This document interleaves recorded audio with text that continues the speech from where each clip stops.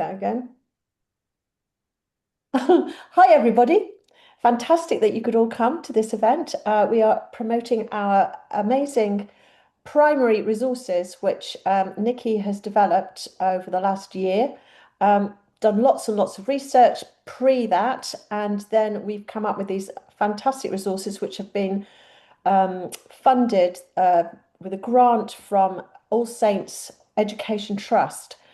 Just a quick advert for them because you can actually use their funding, their grants to actually fund some of your, if you want to do courses, like our courses, as an example. If you would like to do our courses, there is a way, if you put a really good case forward that you're new to teaching, that you're new to teaching textiles, or you're moving from um, art textile to design technology, or design technology to art textiles, or you've been asked to teach textiles and you've never taught it before, and you can put a good case forward, you can actually apply for funding for a grant from the All Saints Trust asset, All Saints Educational Trust.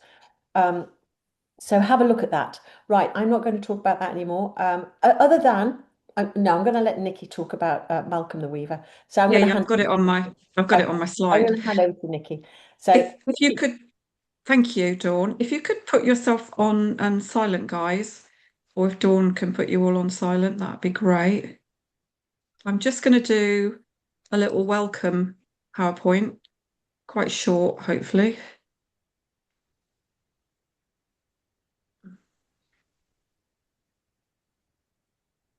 So welcome, everybody. Right, my screen's not showing up properly. That's a good start, isn't it? Okay. Some reason the pictures aren't showing. Don't worry. So, thank you very much, everybody, for attending. I know it's the evening and you're probably all tired. It's halfway during the week, but the good news is it's going to be sunny by the end of the week. So that's the good news for the evening. Woo! I don't know if you had it today, but I had such a rainstorm, it was unreal. So we do have a website and we do have Facebook groups. I know you're probably a lot of you are a member of primary Facebook groups, but if you can follow us on the Textile Teachers Centre, that would be great. We also have Textile Skills Centre, which is just a general one. But if you go to the website, you can log on to the website there, put your name in, and you'll get the newsletters, which is always great because you get all the information from us that's needed. Goodness me, don't know what's happened to my slides here. You can follow us on Instagram. I would love that because I do Instagram and we have lots and lots and lots of things on YouTube. Do go and have a look at our YouTube because we record all the previous tea and chats that we do. Please do follow us on Instagram because Instagram we do the giveaways and we've just done a giveaway with having something printed for yourself at PrintFab. So that was great. Our next tea and chat is with Malcolm Campbell, the Weaver. That's on the 16th of June. I think Dawn's going to put it into the group chat. And we've got a lovely, lovely giveaway here, which is his 3 books, which are just stunning. And they are meant for primary, and they are absolutely amazing, amazing books. So they're going to be given away on the night. But excuse me, come and listen to Malcolm the Weaver. We are offering 20% discount on all our other courses, all our online courses, with a discount code of primary20. So if you want to have a look at some of the other online courses, there's some really short ones and some long ones. They'll interest you teaching wise and they'll interest you just textile wise.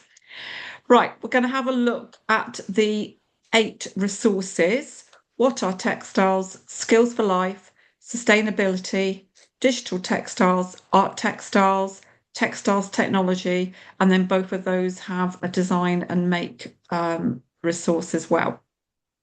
These resources are for any teacher. They're not just for whoever is the lead D&T and who is lead art and design at school. They are designed that anybody should be able to use them. And within the resources, you're going to find quite a lot in there. They're not curriculum aligned, but they are they can be used within your curriculum. So they can be used with both the art design, D&T, and the art curriculum. I think you can fit it into all of them. There's a strong emphasis on creativity, sustainability, digital, practical making. You're going to find a lot of focus on all different areas there for you. Each resource has got practical, I think there's something like 60 in total practical activities over all the resources, which is huge. There are some design activities and also make activities. Within that, you will have a video resource going through what that practical activity is. So you'll be able to see me explaining exactly how to do it. Most of them also have step-by-step guides.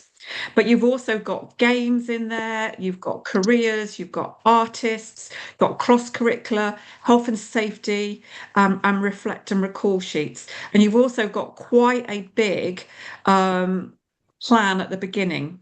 Whether you want to use the plan or not is entirely up to you. What we're saying to you is that just delve into them, just have fun, look at them, don't think about them necessarily too heavily. At first, yes, you might need the plan, you might need to show someone that that's what you're using. It does have everything on the plan for you, all the cross-curricular, all the things that you need on the plan. But what we're saying is dive into them to have a look at what they are first. So, as you probably all know, there's so much mental health benefits to textiles, just generally, yet alone using in primary schools. And I'm sure I don't need to repeat all of them, yet alone the physical dexterity benefits of using needles and threads and doing practical activities. So there's a lot going on with emotional growth within textiles. And I'm not going to go through all of these because these all are attached to each one of the resources that I'm going to show you. So I'm going to stop sharing that one. And I'm going to go through each one of the resources one at a time. And I'm hoping, hello, someone's got their thingy on.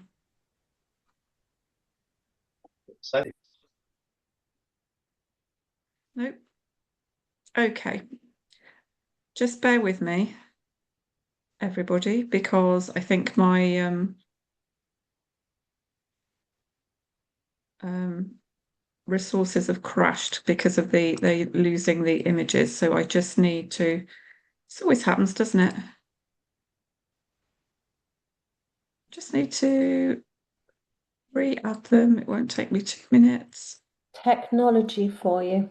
Yeah, I think it's because when I plugged into the mains, everything got lost. So for everybody here tonight and anybody that you know, these resources are free and you can access them. There is a value to these courses if you go onto the website, but you can access them free, each one, there are 8, if using the code primary free in capital letters. So if you you can go onto the website now and have a look, you will see, go into courses, online courses, and or go into primary and you'll find them. Okay. There we go. Sorry about that, folks. Some pictures to go with your lovely writing now. So this is primary resource 1. So we're starting at the beginning, what are textiles? Now, I have done them in an order that I feel they should be taught in, but you don't have to do that order. So what we say, I mean, we say this on everything we do. As I've said, dive in, have a look at each one of the resources generally, pick out where you think it's best. We don't have these resources as set to an age, but obviously some of them will be for Key Stage 2 as opposed to 1. But it also is depending on where your students are at, what they've been taught previously, and what level they're at. So we leave that to you. You look at them and decide yourself whether you think what age they are for. I hate to say it, but I have done it with all my grandchildren from 3, 4, 5, 6, and 7. So I have tested everything out on all of them. I don't include anything that I don't think that they're capable of doing. Although I do say, obviously, I do it with my grandchildren as a one-on-one, and you've got classes of 30. So I'm not like, saying it's so easy when you do it with your grandchild. So, resource 1. I'm just going to put this down so I can see the whole thing. What are textiles? So we start off by introducing what the word textile means, what the word fabric means, what the difference is between the two. Why do we need fabrics? What are fabrics? Explore different types of fabrics, focusing on what a weave is, what a knitted structure is, what the differences are between the two. We go through natural and synthetic yarns, what a yarn is, including the origins of those. So obviously the origins of natural is quite easy to explain with lots of sheep and lots of videos. We've got a whole video of London farm going from the sheep all the way to the knitting and weaving. Synthetics a little bit harder. You've got me on a video there explaining it in the very, very simplest terms. So practical activities, design your own spacesuit. I know that's really apt at the moment, but I did do it before we all went up to space a little while ago and before Prada announced their spacesuit this morning. So there's a whole spacesuit challenge where a lot of people have asked me questions about. So what I've done on that is I've put a whole separate lesson plan included with that, which I'm quite happy to do for any of them if you need it. So that one does have its own separate lesson plan. So there's also looking at labels, because the labels is really important for students to find out where clothes come from, what their clothes are made of. So when they've started to look at natural and synthetic fibres, they'll then start to look at the labels on their school uniform if you can do it that way, or you can bring lots of things in.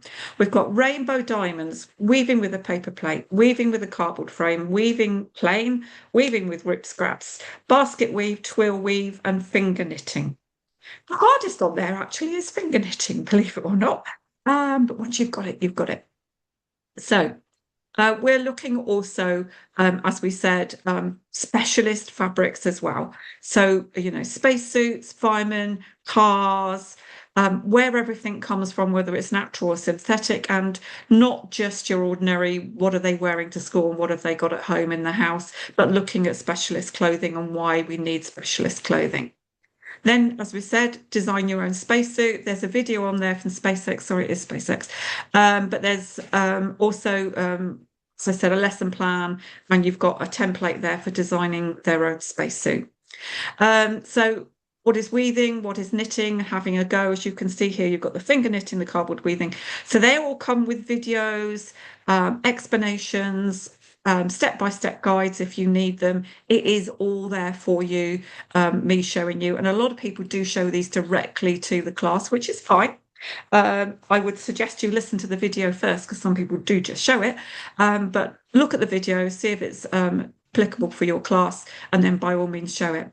There's artists as well. So we've got weavers here, so you can connect to artists. We've got careers, and we've got the lovely bunny there, and then we've got games as well. So there's not on every single one, but normally we do have games and word searches and things like that, which are in Word documents, so you can change them quite easily if you want to and make your own. But each one of them has artists for you to look at.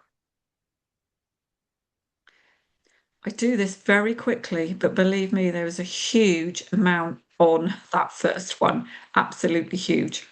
Right, let's go to the second one. Resource 2 is called Skills for Life. So the aim of this is to understand the value of sewing as a life skill. And that includes how to thread a needle, the imperative how to tie a knot, which should be probably the first thing you teach them entirely at the beginning. I would suggest before you do anything else, I go straight to the tie knots. That helps hugely. And how to use pins safely, although I'm not a pin person, I don't tend to use them. I tend to use paper clips and whatever.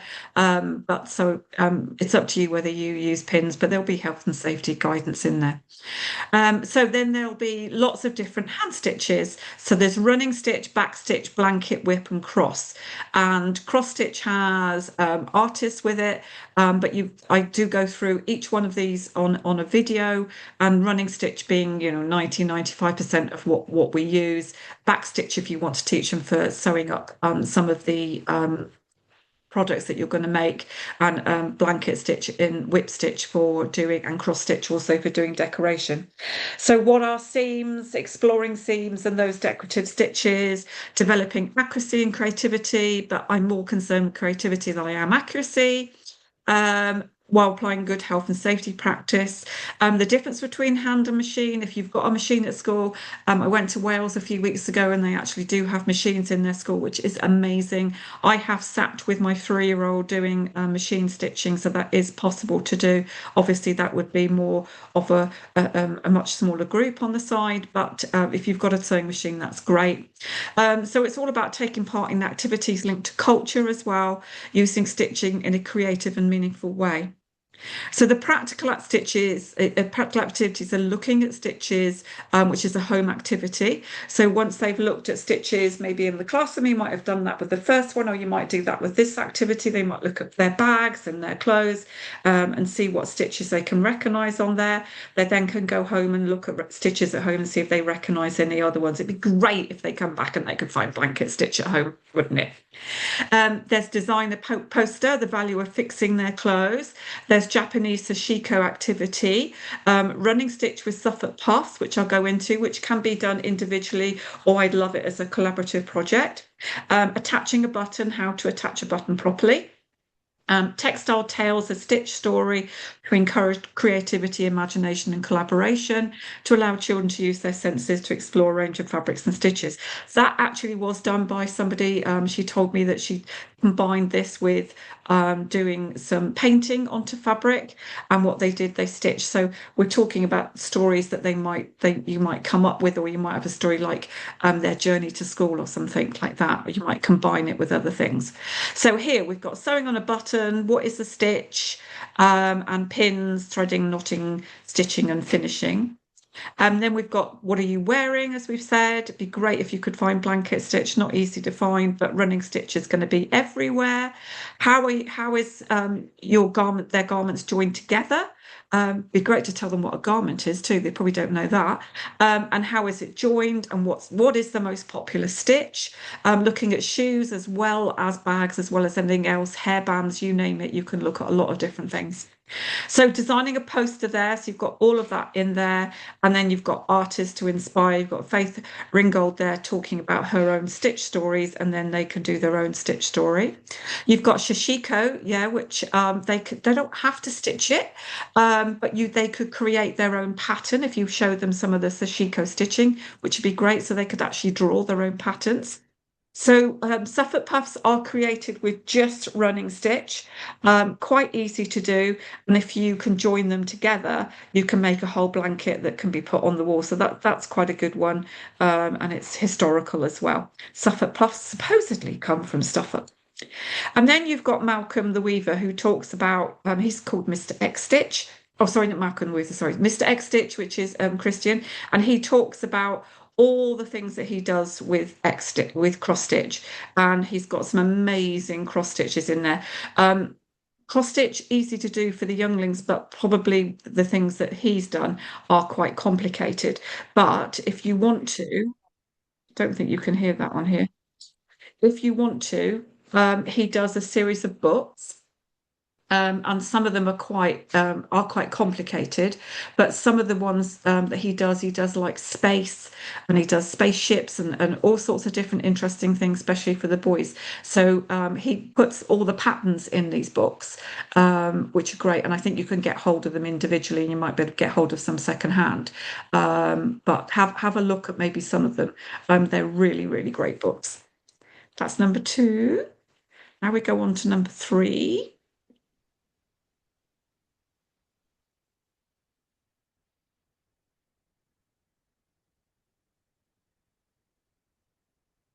So number 3 is sustainability. This is quite a big one, but it is very important, and it's something that Dawn and me take to heart a lot. Something we talk about a lot. So it's really, really important for them to think about going forward.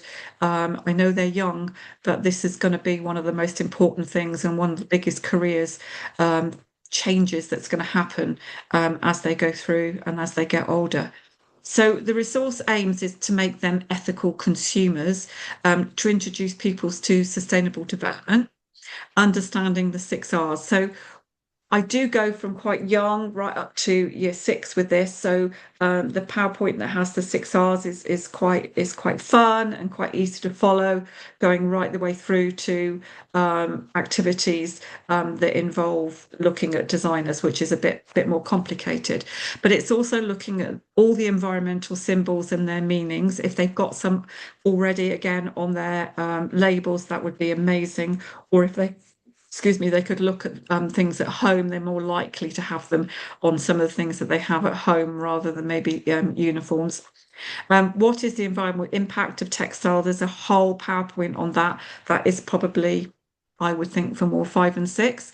It talks about the bad things about fashion and textiles and what's happening in the world.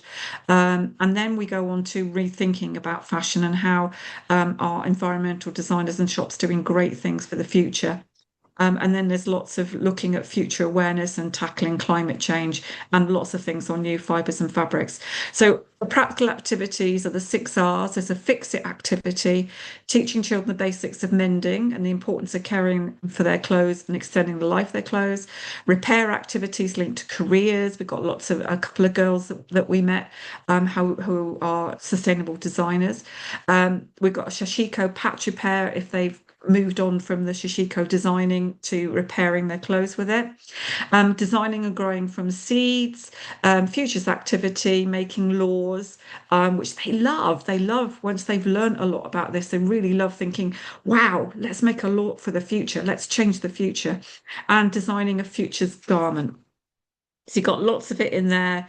At the bottom there, becoming a clothes detective. That's one of the PowerPoints. So this one's all about the symbols and looking at the symbols and seeing if they can find them and knowing what they mean.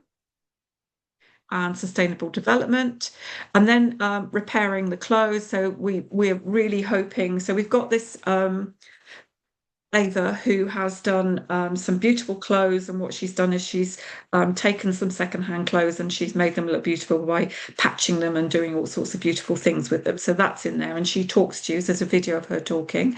But you can also, we would love it if you had a repair station in school. So you had this could be ongoing, or it could be in a corner of the classroom, or it could be just the week where you do a sustainable week, or however you see it happening. They might want to repair a button on a cardigan, or they might repair something from home that they bring in. Anything is repairable, and then when they have repaired it, they get a badge, which you can just hopefully you can just take the badges that I've made and just laminate them, hopefully, and give them a badge to become a style hero.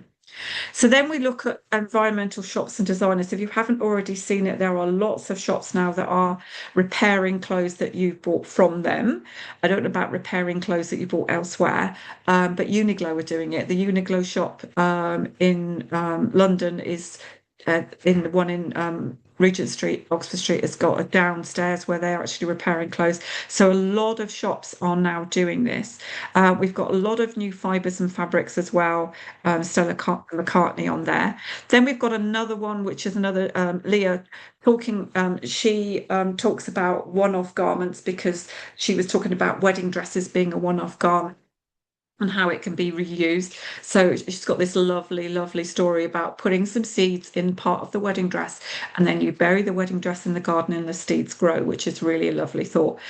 So how you can think about how that moves on. But then there are lots of other activities in there about growing maybe some seeds and secondhand clothes and things like that, and boots.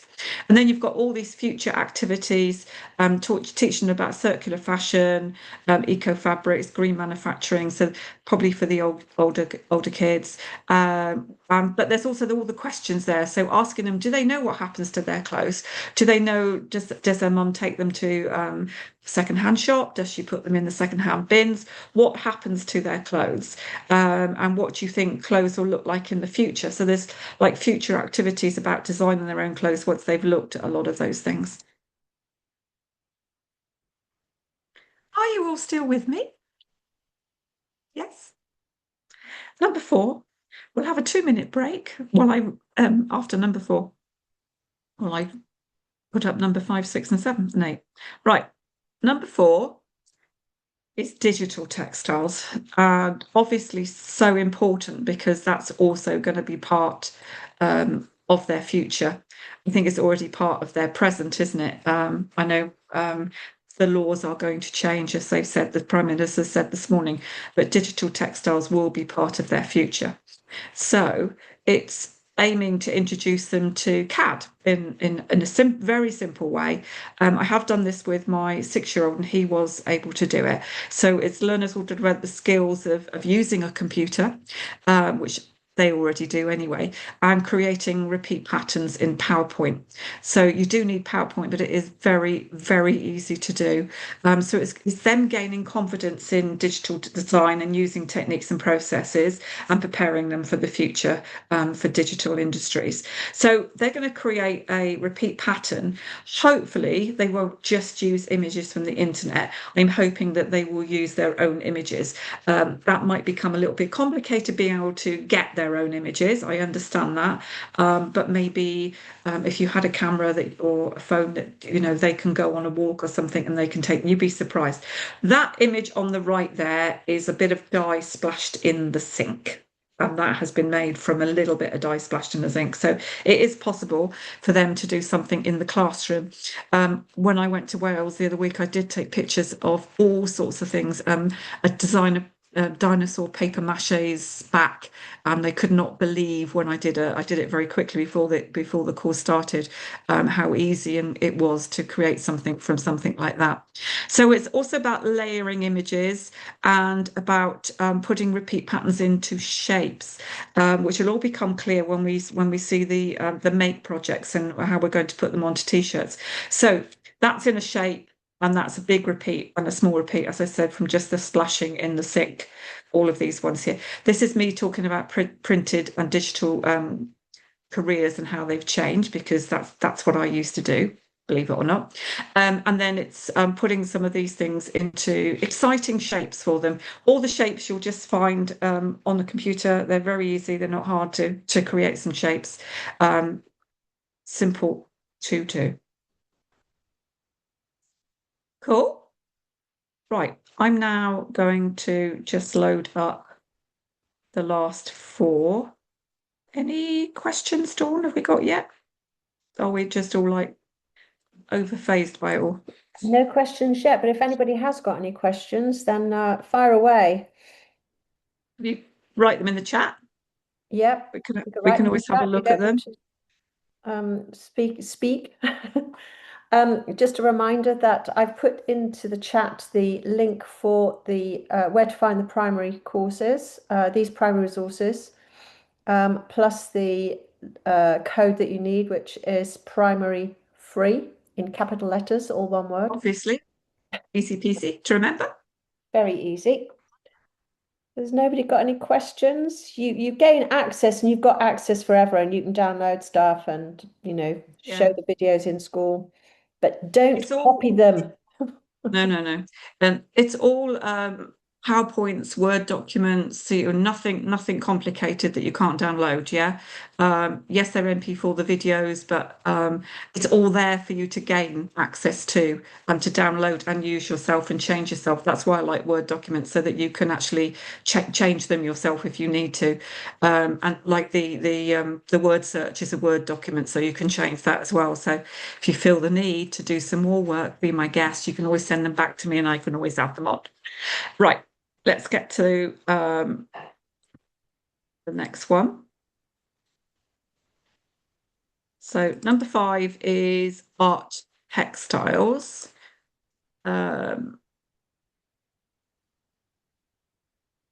And this is the resource where you actually make the physical bits of fabric with surface decoration. So what I say on this one, and I do put it on there, is if you're going to go and make something out of these later on, make these to the size of what you need to make later on. Otherwise, you'll be doing things twice. So the aim of this resource is to introduce pupils to a large variety of surface techniques, building confidence in colour and adding colour to fabric and adding colour to different types of fabrics, and preparing them for future careers, in successful careers. So the practical activities are leaf printing, screen printing in 2 or 3 different ways. Maths and design, there's a lovely thing on maths and design in there. Tie-dye, marbling, block printing, and transfer printing. So leaf printing could not be simpler. I only ever use acrylic for, for everything.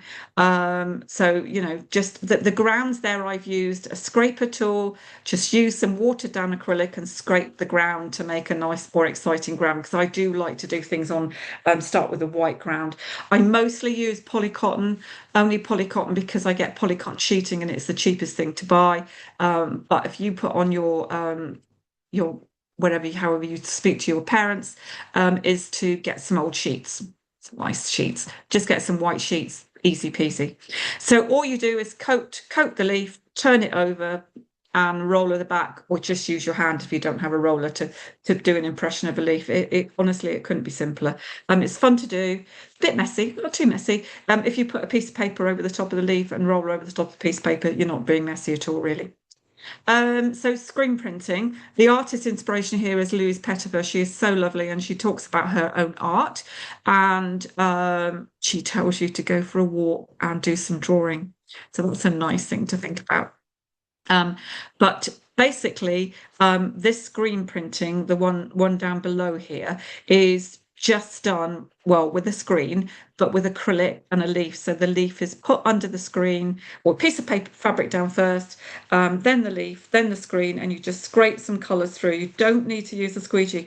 I rarely, use the squeegee anymore. I just use an old credit card because they're so easy and simple to hold an old credit card. It's like a tiny thing for tiny hands, whereas squeegee, you have to hold the screen and hold the squeegee. So you don't need much. You can create your own screens just with old frames and some. It's best if you buy the actual fabric for the screens, but you can use some sort of nettings. The one on the top right here is just created with folded paper and a pair of scissors. There's not a knife or a blade in sight. You do have to use newsprint because newsprint absorbs water. So don't ever do your screen printing with normal paper because it doesn't absorb the water. So the dye seeps underneath. That's always a mistake that a lot of people ask me, why is it soaked through? Basically, you have to use newsprint because it absorbs and sticks to the screen. But that is done with literally a folded piece of newsprint, and these little leaves are cut out with a pair of scissors. So lots of things to do with maths and tessellations and Escher. There's an Escher exhibition on in London at the moment, actually. And you've got artist research there. So you've got these bubbles with all sorts of questions in the bubbles. And that's also a document that you can change as well. But the way that I do that is I put a bubble on each table, explain to them what it says in the bubble, and then they as a group, they talk about it. They can cascade their learning to the rest of the class. That's quite easy.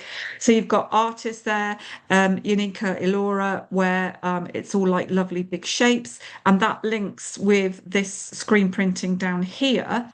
And basically, this is linked to shapes, and you've got all the shapes in the resource for you. You just have to take them and cut them out, and then you don't have to make a flower like I have, but you can just use the shapes and then put the screen over the top and pull it across, and then you've got that. So you can do a positive, negative there. And then you've got artists' words to describe as well, which is just a useful thing to have there. So lots of things going on there. What does maths have to do with design? And you'll find all of the PowerPoints in there about all of the exciting things as well to do with maths. So tie-dye, I don't do the method where you get the tubes and you mix up in the tubes and pour it over because it is mess extraordinaire. I do the one where you just tie it up and you put all of them in a bucket at the same time at the bottom, and then squeeze it out 5 minutes later and turn it over and then squeeze it out, and you've got 2 or 3 colours. Simple as, really, without having to dye everywhere. Marbling does come with the health and safety, but actually that's probably a little bit hard for them to do because they have to hold it over the bowl. But you'll see when you come to do that. And then block printing. So if you've got some blocks, that's great. If you don't have blocks, that one at the bottom there is done with embossed wallpaper. If you go to any of the B&Q, mostly I think are very good at it. Go into B&Q and ask them if you can have a few pieces of embossed wallpaper. I did. They're more than happy to give you some. Where you have the bits and you cut a bit off as an exemplar, you want to take it home and see if it's right. They're happy for you to cut some small bits off. So embossed wallpaper, literally you coat it with some paint, turn it over, either roller or hand, smooth it back down, and then you've got block printing. Lots of different ways of doing block printing. So you can use sponges, you can make your own with cardboard, many different ways to do it. If you don't want to have to make something and you just want a piece of paper, it's already there for you. And transfer printing. So transfer printing is best done with a heat press, and I know that might be difficult for a lot of you because you won't have a heat press, but it can also be done with an iron. But heat presses are quite cheap to buy, and you'd be amazed what you can do with a heat press. I'm in love with my heat press, as Dawn knows. It's You can get one on eBay for like 60 quid. I know seems cheap to me, and it's probably a huge amount of money to you, but it does do so many amazing things, so many amazing things. So we're going to go and jump to 7, which is the art textiles making. So design and make. And this is becoming active creators. So they're using their techniques that they've previously done. So hopefully you've done enough to make something with. And then, it's all about problem solving with their designing, but encourage them to express themselves with confidence and engage in their own work and engage in actually making something. So planning, designing, making, and evaluating, and looking at future careers. So the activities I have is a equipment pouch, pre-made drawstring bag, a tote bag with or without pockets, a Konabori kite, t-shirts printed, and a 2-seam envelope cushion. So that is the equipment pouch, which can be done with the polycotton with any of the techniques. But what the easiest one to do it with is felt. And those felt ones there are done with transfer printing. It can be done with an iron. It's literally one piece of felt. And all it is, you don't have to do all the sewing around the outside. All you have to do is 2 short seams, which my granddaughter, who is 4 when she did that, and you can definitely see where I started her off with the first 3 stitches, which are pretty neat. Her stitching, but she's doing it, which is amazing. You pre-made drawstring bags. So any pre-made bags obviously are a dream because you don't have to make them and all they have to do is decorate them. You've also got designing here, and it does show you how to put their designs into the designing, and all that is on there. And on the next one, I'll show you how to do that.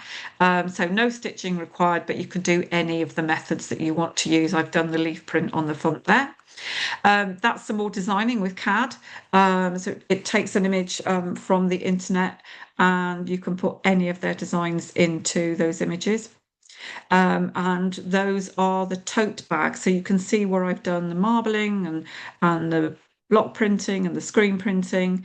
And then I've used various different bags. I've used old straps and old bits of ribbon and actually some finger knitting for one of them. And then Konabori kite, which is love this. All the teachers that I've done this with absolutely love it. So easy to do. It's one piece of A4 fabric. You've got all the templates that you need. You've got plain templates going right up to very complicated templates. So all they've got to do is trace the design. You can do them the way that I've done them there, which is with string or with a stick, and you just use fabric glue to put them together. And then if you want to, you can add all sorts of other different things to them, but they're just done with a few pens there. And then you've got printing of the transfer prints onto the t-shirt. So if you don't want to do it with transfer print with paint, you can just do it with a piece of transfer paper. You can probably get two onto, at least onto a A4 page. So an A4 page is normally about £1, so it's 50p each. They do not have to use brand new t-shirts. They can bring t-shirts or sweatshirts or anything they've got at home. It might have a plain back, so you can put it on a back, you can put it on a sleeve. It doesn't have to be put on the front of a brand new t-shirt if they can't afford to do it. And there's some designing at the bottom there. And at a two-seam cushion, it's literally a piece of long piece, and there's literally two seams. It is just folded in the middle there. Okay, two more to go. I'm on time. Chair. Okay, number 6. So this is textile technology. And this is aimed to introduce them to textiles technology, not just technology in itself. And it's bringing together science, engineering, and design and creativity all together. There, it goes into quite a lot of different things about properties of certain textiles, sustainable production, smart technologies, modern manufacturing. There are a lot in here, a lot in this one, lots of PowerPoints to show them. So you will introduce them to all these different smart textiles, sustainable production, and then we can introduce them to how to use that and how to design with it. So above all, the subject inspires people to think about the future and imagine how textiles could be used to make the world a better place. So a futures activity is designing a futures jacket. We've got smart fabrics, clothes with superpowers. You've got a book illustration, design a poster, design a challenge, which is hand versus digital. And I have to tell you that everybody that I've tried it on prefers to do it by hand. Says it all really. Architectural design challenge, which is linked to culture. And then design a product to wear while riding a bicycle to school, because we do lots of glow in the dark. So I'm not going to go through that with you because it's a bit too wordy, but it's what is textiles technology? So we explain that at the beginning. Then we've got a poster here, which you can put up in school, or you can change it if you want to, but it's what are smart textiles? So it's got lots of different things in there: heated jackets, color changing, glow in the dark, all those different things about smart technology to do with fabrics and clothes, and how the clothes react with gadgets and sensors. And you can go into ones that are far more complicated than the ones that I've done on here. We've got poems and stories there, so you could just read them a lovely little poem or a story. Then we speak about this jacket and looking at different things that the jacket could have, keeping out the heat, maybe not at the moment. Keeping out the rain will be a good one at the moment. But then we go into all of that, and then they design their own wearable jacket. Then we look at nanotechnology, and it's quite simple. It explains what nano means. They quite like this.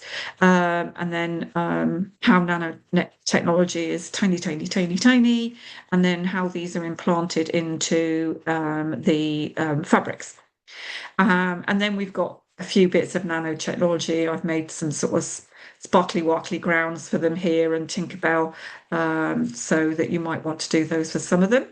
And then we've got a sustainable task, design a poster. So sustainability so we look at lots of new fabrics like mushrooms and pineapple and oranges, how they're all being used at the moment to make new fabrics. And that's their future.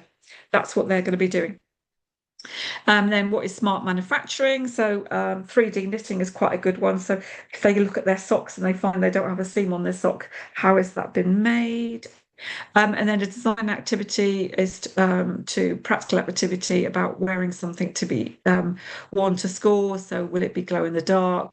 How will you it goes through the whole thing about user needs and why you need it, etc., etc. And then you've got your comparison, digital versus hand. Then you've got, is CAD better? So you've got lots of things on here about technology. Is technology better than doing things by hand? Lots of things for them to discuss in there. And you've got an architectural challenge, especially for one of my kids. So it looks at people that live in fabric made homes, but looking at the future and thinking about fabrics of the future and how they can be used. And then their mission is to pretend they're an architect and they're going to design a building. And it could, let's be honest, it could be a tree house, it could be a castle, it could be something, it could be a spaceship for all I'm concerned, as long as they're doing something exciting with that activity. And then we do go in again back into medical textiles, spacesuits, all sorts of different things of why and textiles goes beyond.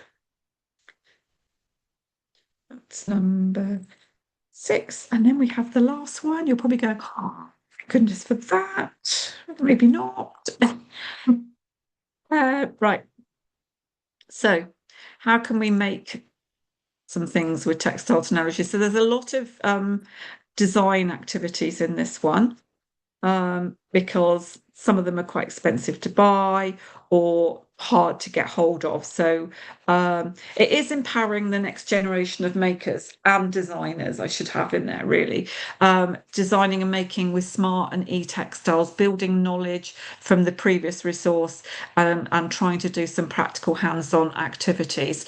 Lots of problem solving, creativity and self-expression. I mean, this really is looking at these pupils learning things at such a young age and being excited and thinking about how they can change the future, what they can do in the future, what they can design for the future. So they're going to design a wearable product to make life easier for a child in a wheelchair. They're going to design their own magical senses shirt. And then there's all glow in the dark. So they can do a glow in the dark t-shirt with paints. They can use threads. They can make some bracelets. They can make coasters. They can use pom-pom with yarn.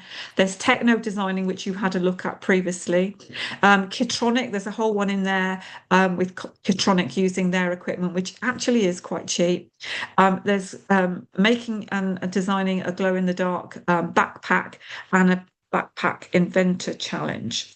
So we've got a wearable technology based on some shops and designers and people that are using it out there, designing something for somebody in a wheelchair to make life better for them.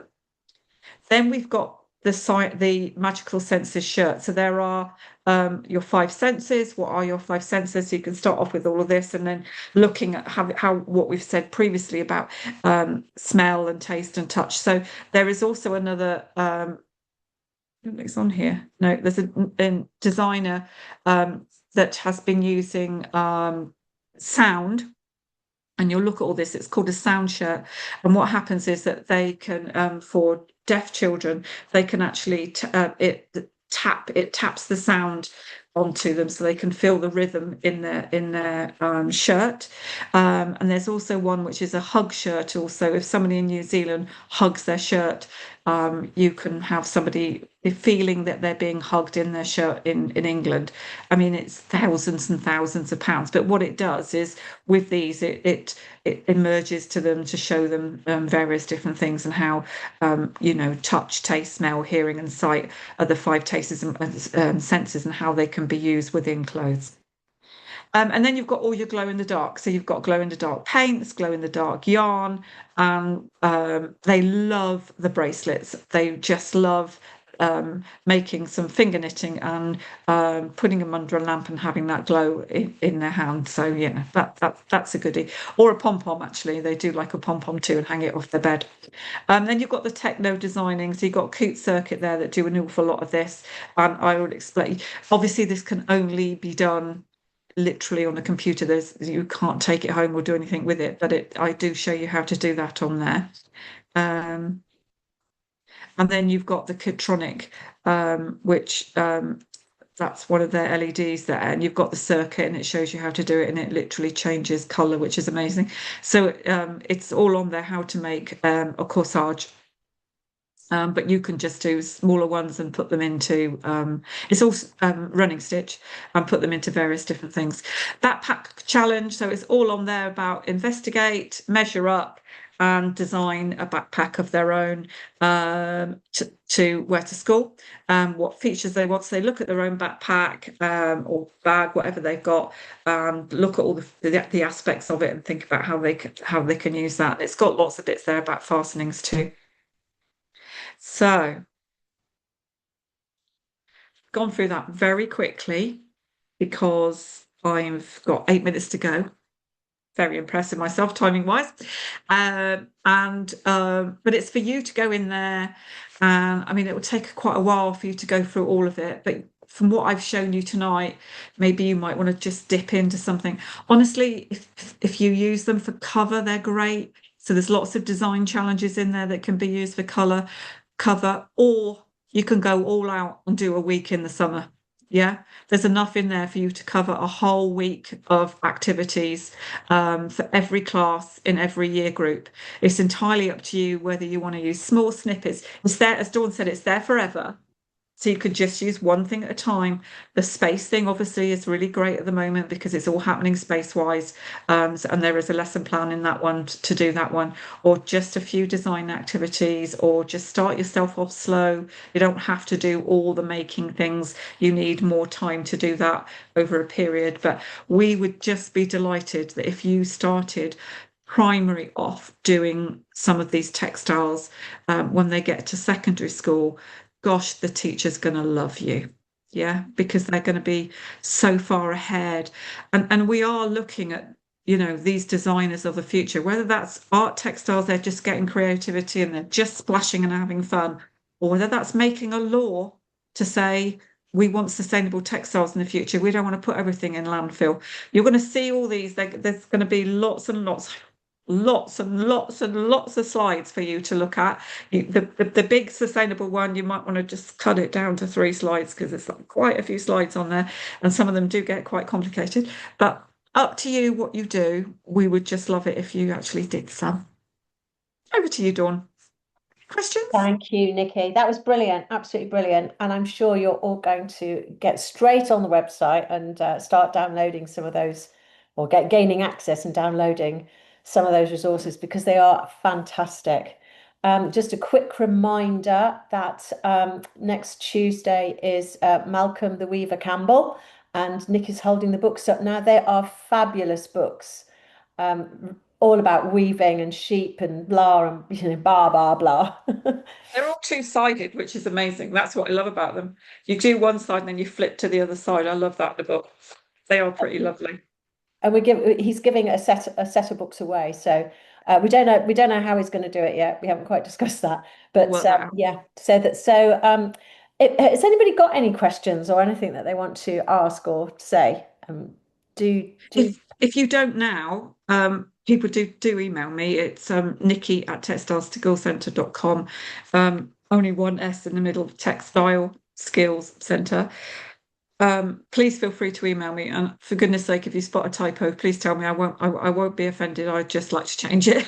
I don't like typos. I mean, we've all been through it 3 times, but so yeah, just ask me if there's anything that you're missing or you didn't understand, or yeah, you want to ask me any questions whatsoever. But simply fab. I'm very happy to answer them.